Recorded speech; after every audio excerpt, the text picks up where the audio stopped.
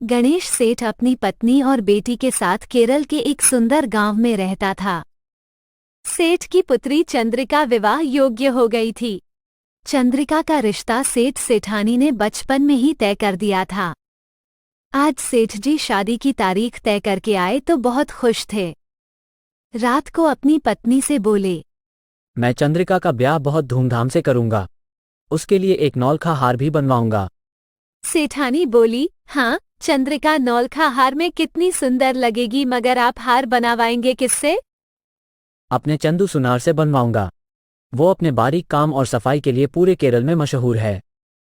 केवल काम की सफाई के लिए नहीं, सेठानी ने अपनी बड़ी बड़ी आंखें मटकाते हुए कहा, चंदू अपने हाथ की सफाई के लिए भी बहुत मशहूर है।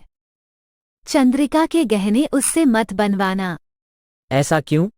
क्योंकि चंदू को आभूषण दिखाना या उससे कुछ बनवाना खतरे से खाली नहीं। मेरी सहेली ज्योति ने उसे 10 तोले की सोने की माला चमकाने को दी तो वो 9 तोले की रह गई। रमा ने मोतियों का हार बनवाया तो मोती नकली निकले। न जाने चंद्रिका के गहने बनाने में वो हमें कैसे ठगेगा। कुछ नकली निकला तो चंद्रिका के ससुराल में बहुत बेइज्जती होगी। मैं चंद्रिका का हार तो चंदू से ही बनवाऊंगा। देखूं वो मुझे कैसे ठगता है। आप ऐसी भूल मत कीजिए। चंदू ने बड़े बड़ों के छक्के छुड़ाए हैं और आप तो सीधे सादे इंसान हैं। चंदू के सामने आपकी एक नहीं चलेगी। आपका ही नुकसान होगा। तुम फिक्र मत करो, मैं बहुत सावधान रहूंगा। अगले दिन सेठ जी ने चंदू को बुलाया और उसे सारा काम समझा दिया।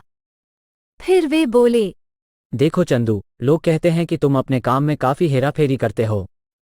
चंद्रिका के गहनों में मैं ठगा जाना नहीं चाहता, इसलिए मेरा एक आदमी हमेशा तुम्हारे साथ रहेगा और तुम मेरे कायला के पार बने मकान में काम करोगे। सेठ जी की बात सुनकर चंदू दुखी हो गया। वह बोला, सेठ जी, मुझे इतना शर्मिंदा ना करिए। चंद्रिका बिटिया मेरी बेटी जैसी है। भला मैं उसके गहने बनाने में बेईमानी क्यों करूंगा? आप बस बता दें, मैं सब तैयार करके ले आऊंगा। नहीं चंदू, अपनी बेटी के गहनों के मामले में मैं किसी पर विश्वास नहीं करूंगा। काम तुम्हें मेरे घर में मुरली की निगरानी में ही करना होगा। अगले दिन से हार पर काम शुरू हो गया। हर रोज सवेरे सेठ जी अधबना हार और बचा सामान तिजोरी से निकालकर चंदू को देते। फिर चंदू और मुरली नाव द्वारा कायला पार कर छोटे मकान में जाते। चंदू काम पर लग जाता और मुरली उसकी निगरानी में। चंदू को सेठ जी की बात का बुरा तो लगा था, मगर वो ये सोचकर खुश था कि उसका बनाया हार चंद्रिका के गले में बहुत ही सुंदर लगेगा। अब वह खुशी खुशी हार बना रहा था, मगर मुरली उसे शांति से काम करने दे तब ना। अगर चंदू सिर खुजलाता तो मुरली उसके बाल टटोलता। अगर वो अपने रुमाल में छींकता तो मुरली उसका रुमाल देखने को तैयार हो जाता। एक दिन जब खाना खाकर चंदू ने मुंह पोंछा तो हद ही हो गई। मुरली चंदू की मूंछ में छिपे हीरे जवाहरात ढूंढने लगा। चंदू ने एक बार तो तय कर लिया कि वह गहने नहीं बनाएगा, मगर चंद्रिका बिटिया का ख्याल आते ही उसका दिल पसीज गया। उसने मन ही मन सोचा, हार बना लूं, फिर सेठ जी और मुरली को मजा चखाऊंगा।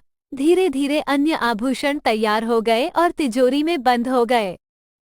बस नौलखा हार को चमकाना बाकी था।